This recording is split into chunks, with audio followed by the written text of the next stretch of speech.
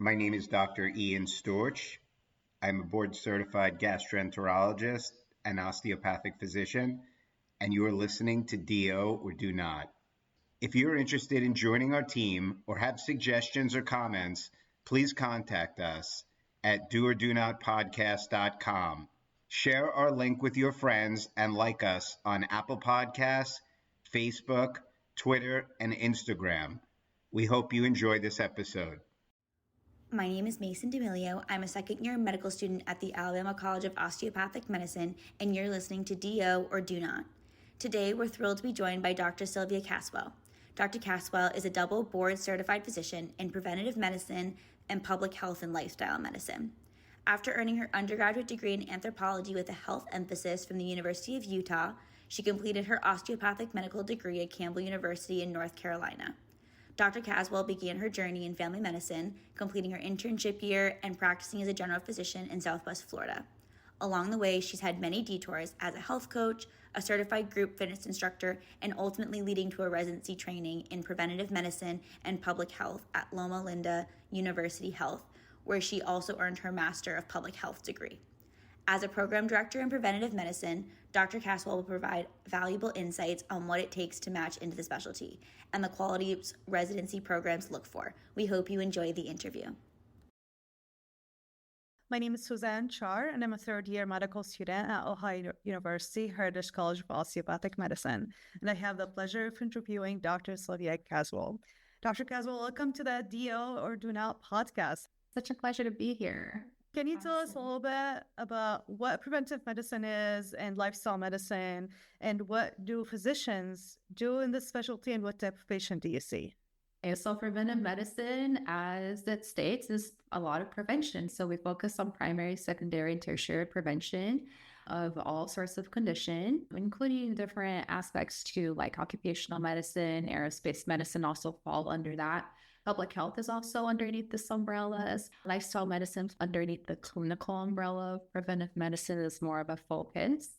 And so what we do is prevention. We want to prevent things from happening. We want to prevent injuries. We want to prevent chronic disease. We want to prevent infectious disease. We want to promote health across different populations, as well as one-on-one care, which is what sets us apart from other specialties because we're trained in population health as well as one-on-one care. We're able to manage both of those aspects. And then for lifestyle medicine, we focus on 6 different pillars as part of that. So we focus on nutrition, sleep, exercise, stress management, having good relationships, avoiding toxic substances as those vital aspects that play such a large role into having good quality of life, reducing cardiovascular mortality risk, that are that foundation of some of the progression and incidence of chronic disease. So we know that hypertension and diabetes, those are all rooted in poor lifestyle behaviors.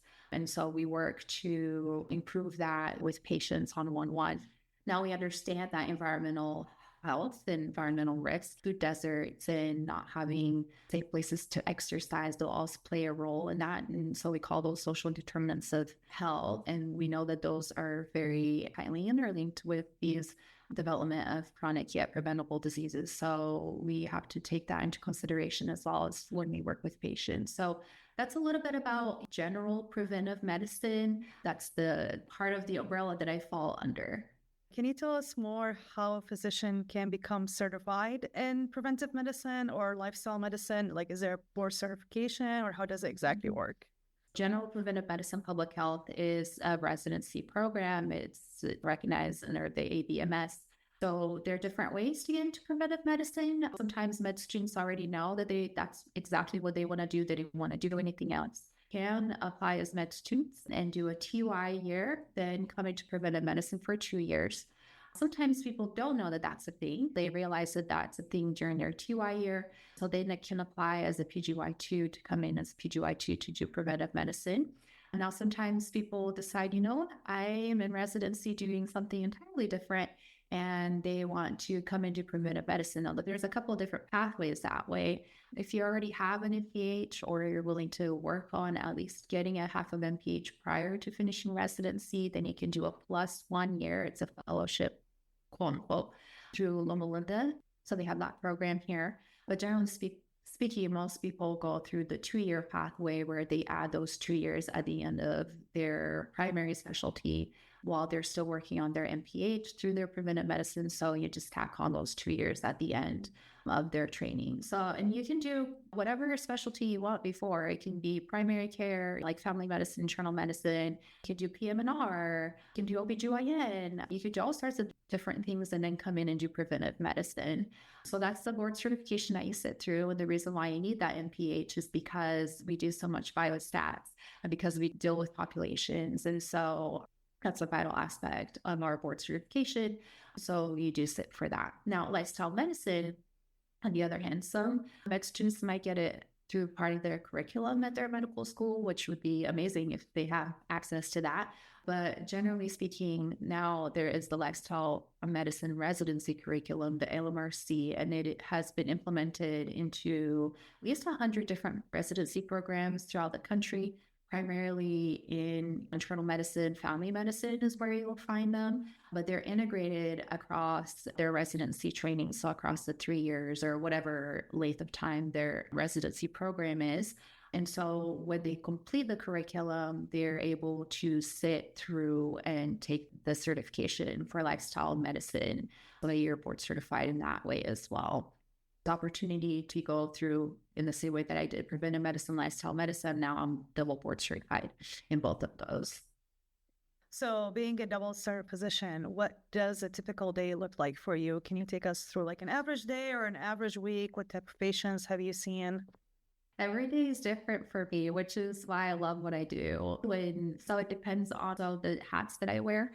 Generally speaking, right now, my clinical hat is about a day and a half a week where I work for the Center for Health Promotion here in Loma Linda, and I do lifestyle and obesity medicine. That's my main focus.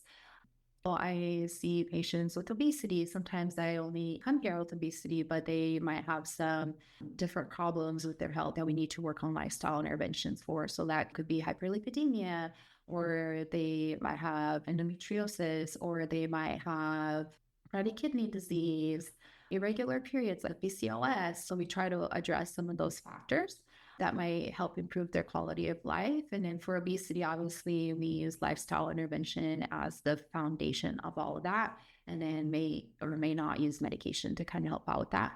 So that's my clinical hat. And then my admin hat is working for the residency program. I also have an admin aspect of clinical care as well as I'm the medical director for the Health 180 program, which is the intensive therapeutic lifestyle change program where we run patients through 8-week group sessions, basically, where they get paired up with the health coach and they do pre and post labs, body composition to see how those lifestyle changes in an intensive fashion improves some of those lab markers and body composition and so forth. So depending on what I do and depending on the day, all of that varies. And I also teach during didactics for the residents in preventive medicine. I also clinic, I'm doing a lot of clinical teaching with fellows and residents and med students. And so it's highly varied, which I thoroughly enjoy. So it's never boring. Does that mean you don't have an on-call type of schedule that you get called to the emergency room or any of that? Yes, I was just joking with my medical assistant the other day. Like, there will never come a time when I get called from an ER saying, hurry, please come. This patient is not eating their apples every day. So that never happens. It even started in training, preventive medicine training. We didn't carry pagers. Us and occupational medicine were the two specialties that didn't carry pagers out of the system because we don't work weekends. We don't work holidays. We don't do on-call. We don't work overnights. We literally are Monday through Friday, 8 to 5. So it's kind of nice for a balance of life. Doesn't mean that we're not busy. That just means that we have a little bit more structure into what our schedules look like. And that continues to today. I mean, I do share call, like we'll eventually be starting a call here pretty soon with our group. But aside from that, it's pretty minimal. I don't work the weekends. I don't work most holidays. And so it's really nice for, quality of life and family time. Do you usually think about osteopathic principles or use OMM in your daily clinical or in the residency program? How does that integrate into preventive medicine? That has been something that I wish was more implemented throughout the country. I don't think there's a big presence of OMT in the clinical setting in preventive medicine training, unfortunately. And I hope that will change, but it's generally not a big, strong presence in residency training. How do you incorporate the principle of preventive medicine or lifestyle medicine, exercise, nutrition, and so on into your own life and your family's life?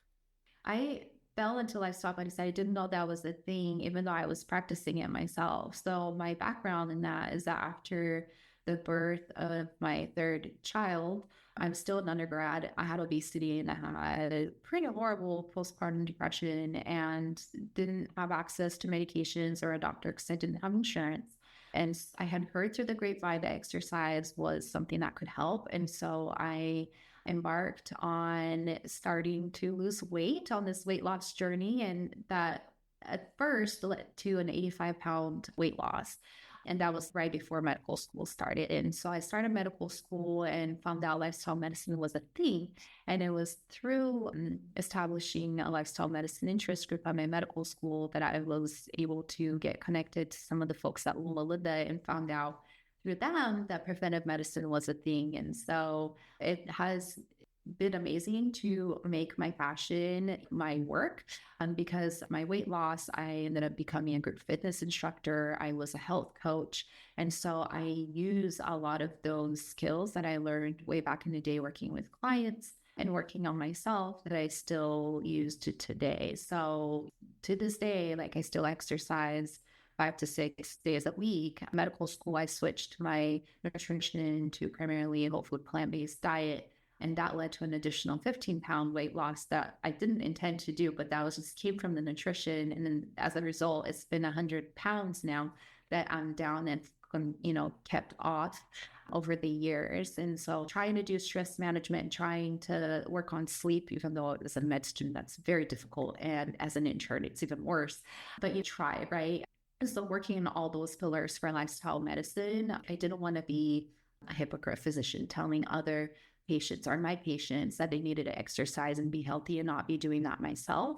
And so I walking my walk and talking my talk basically, because I want to make sure that I can empathize with patients, especially those that I see for obesity, because I used to have obesity back in the day. And so I definitely feel their struggles when they talk about them in clinic with me. How do you see preventive medicine playing a role in addressing chronic diseases and improving healthcare in general in the U.S. as a bigger picture?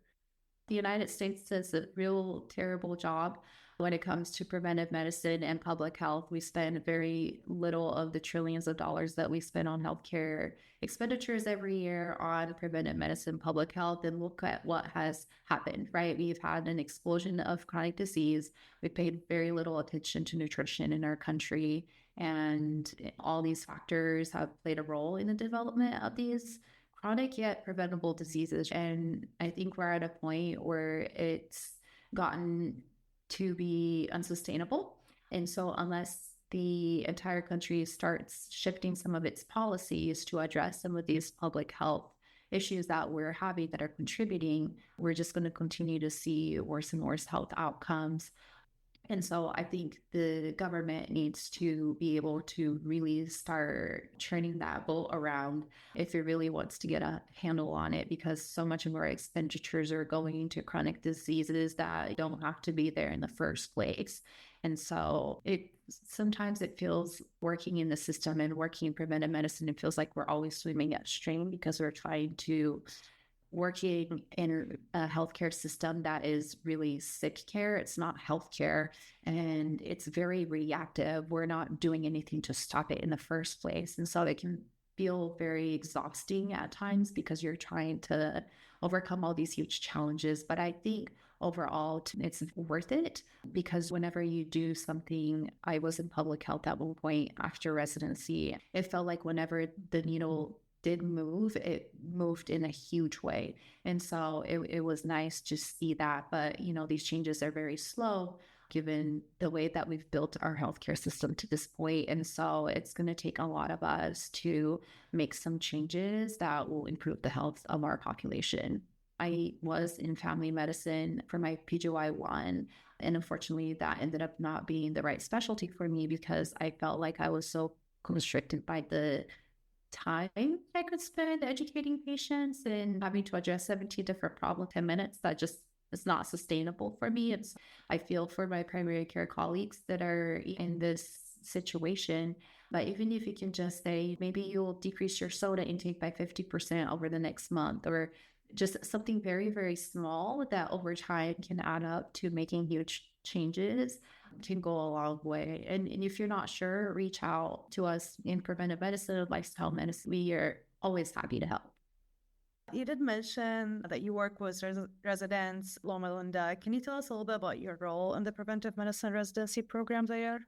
I am the Associate Program Director for the Preventive Medicine Residency Program, and I get a chance to work very closely with our residents and our plus ones they've already done an entirely different residency training. They're coming in for preventive medicine training. I get to teach in didactics. We also get to hang out during some of our didactic time that we call leave it. We get to do something fun because we often work by ourselves a lot because we go to different sites and we're not all together. The equivalent would be like internal medicine. They're always working together. They're always working huge groups. That's not the case in preventive medicine. We're usually solo. And so it's nice to come together during some of these times and we might do an activity. We also have the lifestyle medicine curriculum, which is a huge part of our training here at Loma Linda and what we're known for. We're leaders for that in the country. And so part of our curriculum is designated for some of these lifestyle medicine concepts and patient. And so quarterly we come together and during our culinary medicine events where we go to the teaching kitchen and we learn about a chronic disease that can be improved through nutrition. And then we get to work on cooking those recipes and then eating it right after, which is the best part. Well, it's really fun for me to work with the residents and educate them. I never saw myself as being an educator in medical school because I always had really bad imposter syndrome and didn't feel smart enough to get into medical school. So it's been really fun to be able to pass on the knowledge to the ones that are still in training. What qualities or experiences do you look for in student applicants to your residency program? Just like with any other specialty, if I was applying to dermatology, I would want to see that you have some skin in the game. You're actually interested in dermatology, that you've worked on maybe research or done any projects that are related to dermatology, right? So same way for preventive medicine or public health. I'd want to see that you're involved in your community, what sorts of projects or research you've done in the past that were related to prevention in some way, or even lifestyle medicine. If coming along Loma Linda, every preventive medicine residency has their little focus. And so it's very important for each applicant to review what that focus might be depending on the program. And then ensure that they are working on the projects that are relevant. For instance, if they're really interested in lifestyle medicine, we want to see that you're doing well there in terms of your involvement and interest. And then we want to make sure you're passing all your boards and that you're doing well in school and then you're professional in everything that you do, and want to make sure that you're a well-rounded person as well. It's not all about academics, very much about how you balance your life. Speaking of boards, a lot of osteopathic students always ask, do they have to take both complex and USMLE? Complex is just fine. That's how I got into. I only took complex. I was not going to take 2 boards. That's way too much. So let's switch gears a little bit and talk about your personal journey. Can you tell me a little bit, where did you grow up and what initially sparked your interest in pursuing career in medicine? I am originally from Brazil. I've lived here in the United States since I was 13. I came from a family of engineers, lawyers, nobody in medicine at all, not even a lick of healthcare. And so when I was in high school, I took a CNA course, certified nursing assistant course, and thought I was going to be a nurse. That was the original intent. And so I started going that path.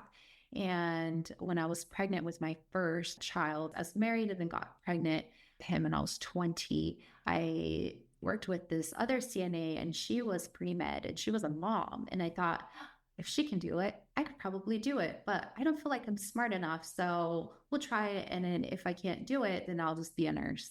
So I started going that path, and I got my associate's degree at a community college. And then when it came time to transfer and continue on to do my BSN, I was told I could not do that because I was going to be taking the place of somebody that wanted to be a nurse forever. And I was just using it as a stepping stone. And I was like, but no, like that's like my backup plan because I don't think I'm going to get into medical school. And they're like, you need to apply to something else. And so I did an anthropology bachelor's degree with an emphasis in medical anthropology. And it was wild to me that I did pretty decent on the MCAT. It was enough to get me interviews for medical school. And I was even like more floored when I got accepted. And so I was just really happy about that. I didn't really know any other doctors. And so I was just basically seeing what I could from like the physician shadowing that I had done. Just random talking to other people because I didn't really have anybody that was like a role model or anything for me. And so the path getting to that point was just very alone. I also belonged to a religion that was very much women needed to stay home while the men worked outside the home. And so I always felt like an odd duck going that route, just wasn't well supported in that, especially being a mom too, right? Even if I was in medicine as a female.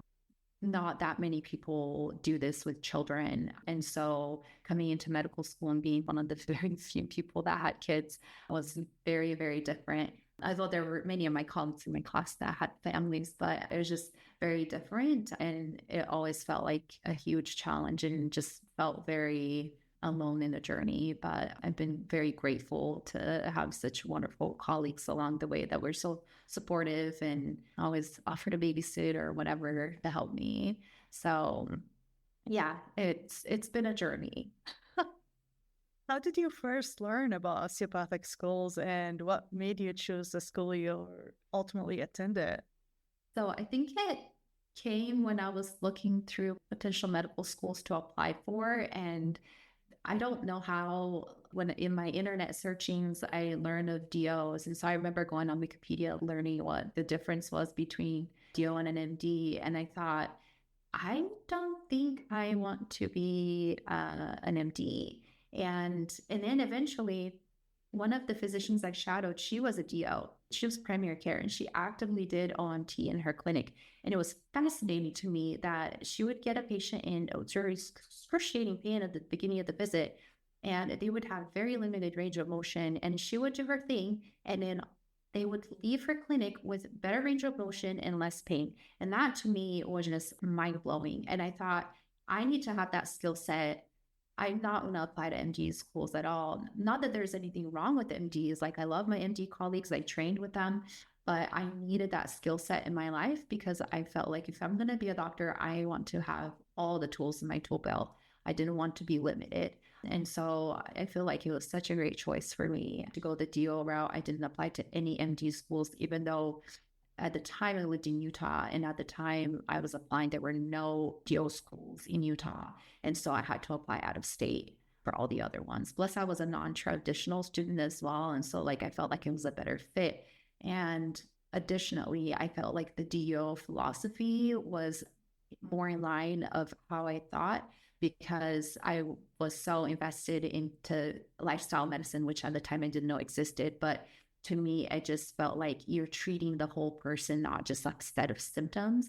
And that philosophy was just in so much better alignment with how I felt. It was very clear and a natural decision for me to just go the DO route.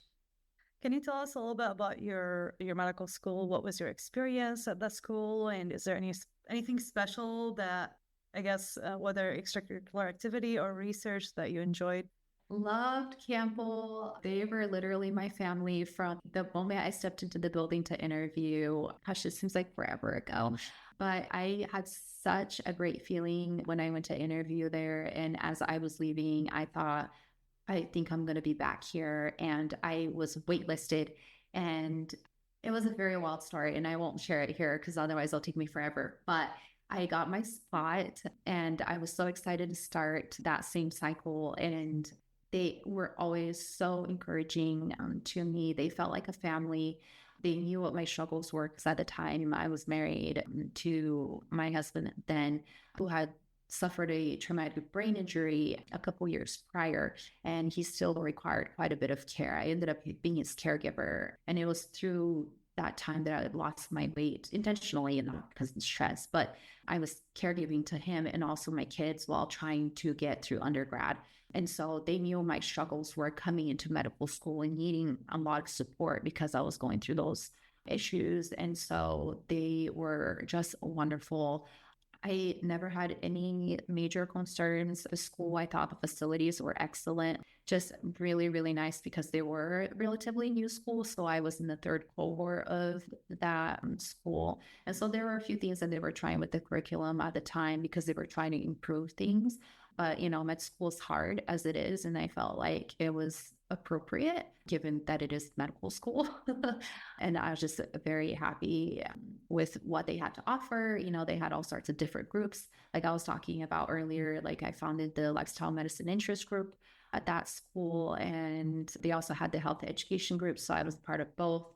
And I felt like they had really great mingles, potlucks, and it was just very well rounded. I had a really good experience there. And it was in the rural area of North Carolina. So I didn't have to deal with the hustle and bustle of traffic or anything like that. And I love the weather in North Carolina. You get a little bit of each season throughout the year. And it's very reasonable cost of living out there, which was a nice plus for me because you're in medical school, you are living off your loans. And so with a family of 5, you're basically in poverty. So living in North Carolina was, it was nice in the pocket, even though it was so hard financially to get through. You did mention earlier that you started residency in family medicine first. Can you tell us a little bit, how did you decide on the specialty? How's that application process? Was an osteopathic recognition program important to you? And what led you to transition?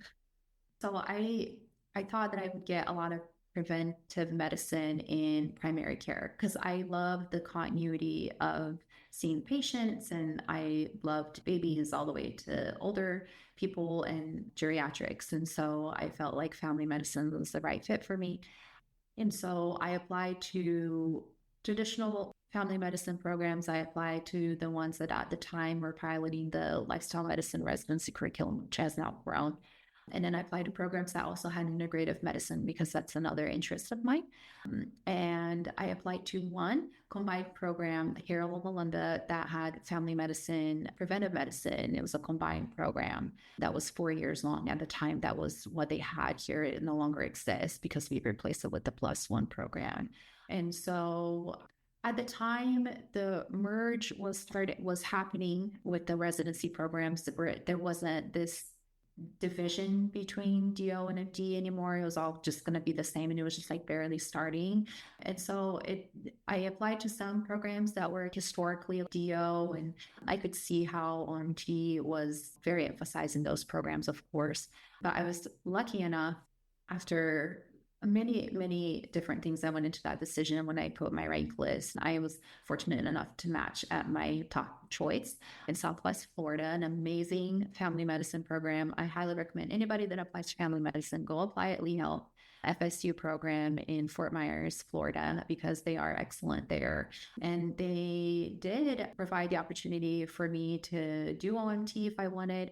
And so part of my time there was to standardize all the documentation for the clinic and making sure that we were paid adequately and documenting properly for what we were doing. And they did encourage it by our faculty because we had some faculty that were DOs. And so it was just very supportive in that way. So I was just really grateful that I was able to keep up with some of my skills as they related to OMT.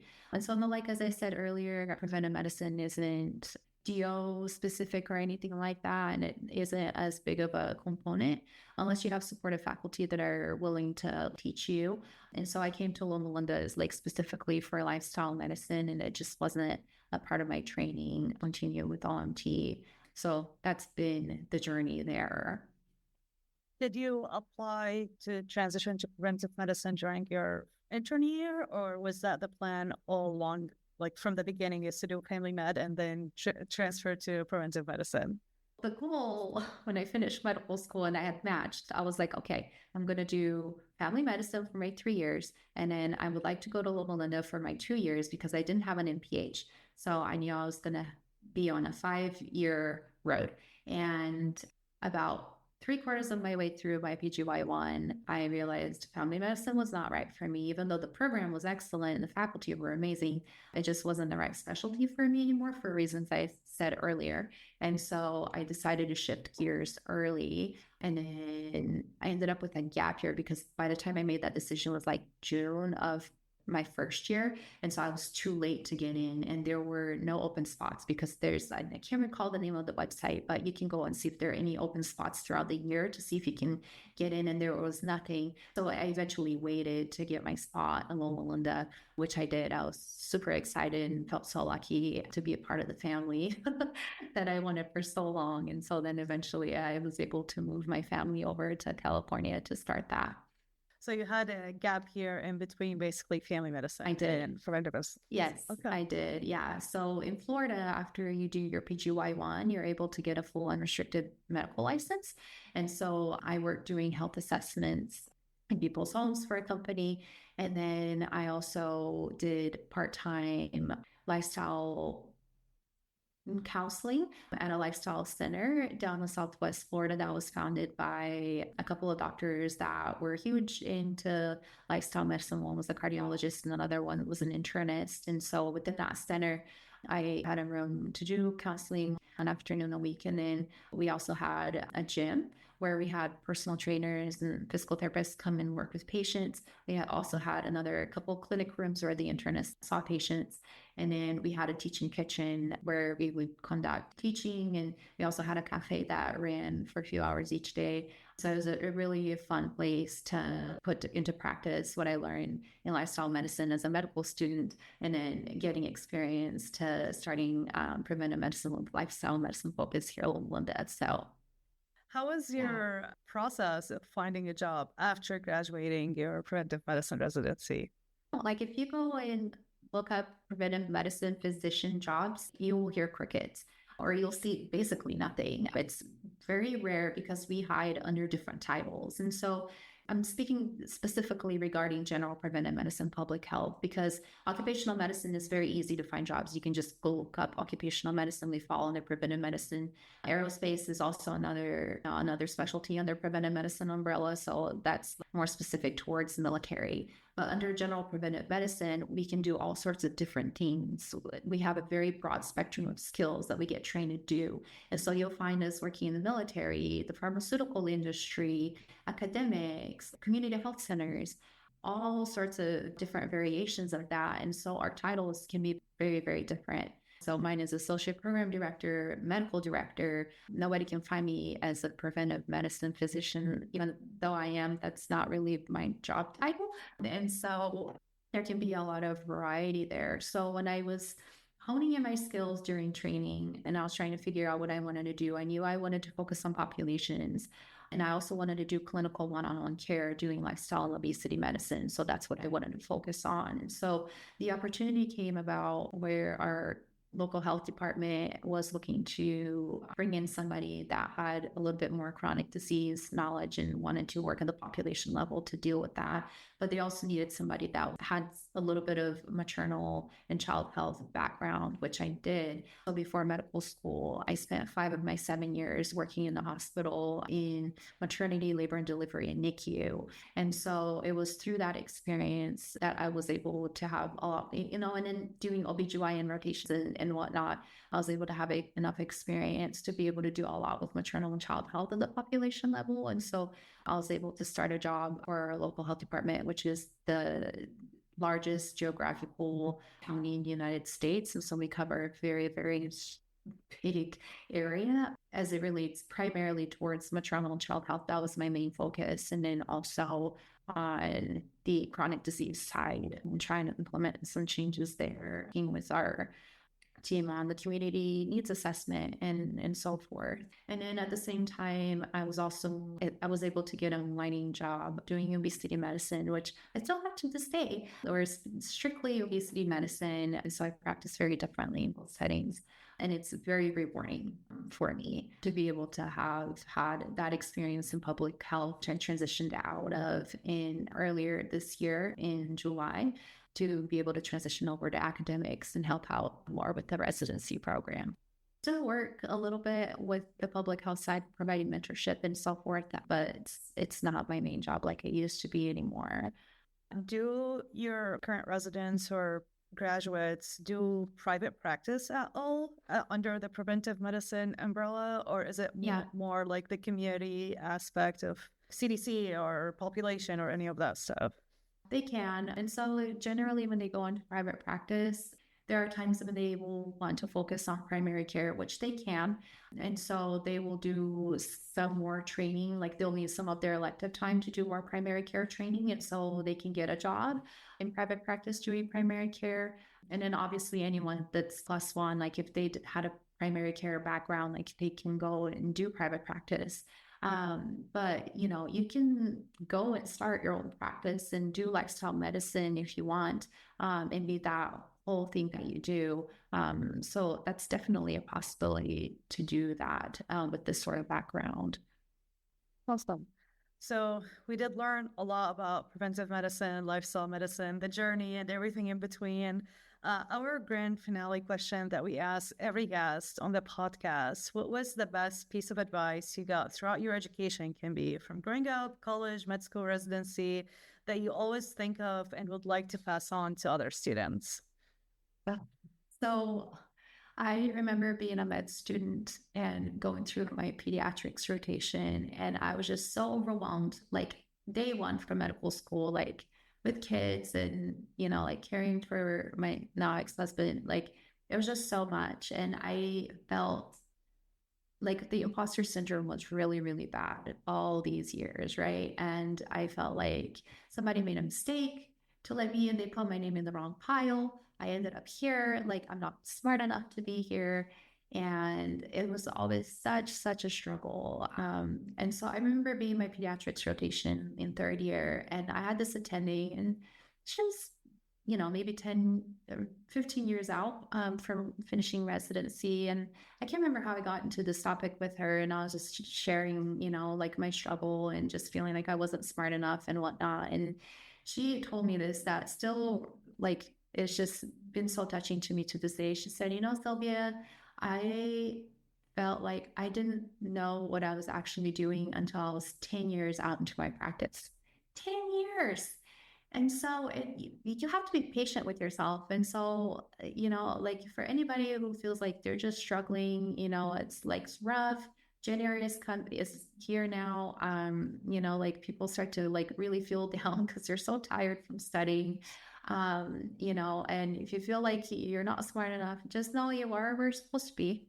It's not a competition with anybody else except yourself. You are smart enough. You made it into medical school. Like you are supposed to be doing this.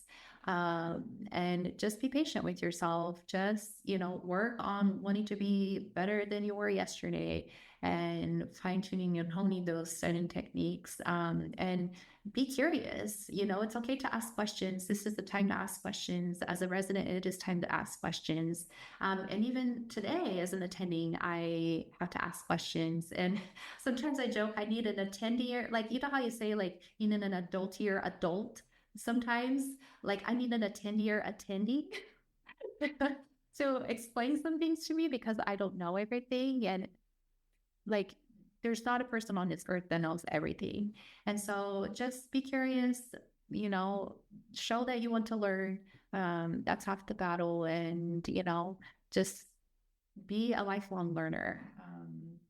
It's not, you don't have to be perfect. You don't have to know it all. It's okay. So yeah, that's the best piece of advice I got. It's okay not to know all the things. That's a great advice. Thank you so much for sharing it. And thank you so much for being on today with us, sharing your journey and all thing about preventive medicine. Yeah, you're so welcome. It was a pleasure to be with you. Thank you for having me. This concludes our episode of Do or Do Not. Send all inquiries, comments, suggestions, and even let us know if there's someone you want us to interview to doordonotpodcast@gmail.com. Don't forget to like us on Facebook at Do or Do Not Podcast for updates. If you enjoyed our podcast, please share it with your classmates and administration. We have plenty of more interviews lined up, and we're excited to share them with you. This is Tian Yu Shea. Thank you guys so much for listening to Do or Do Not.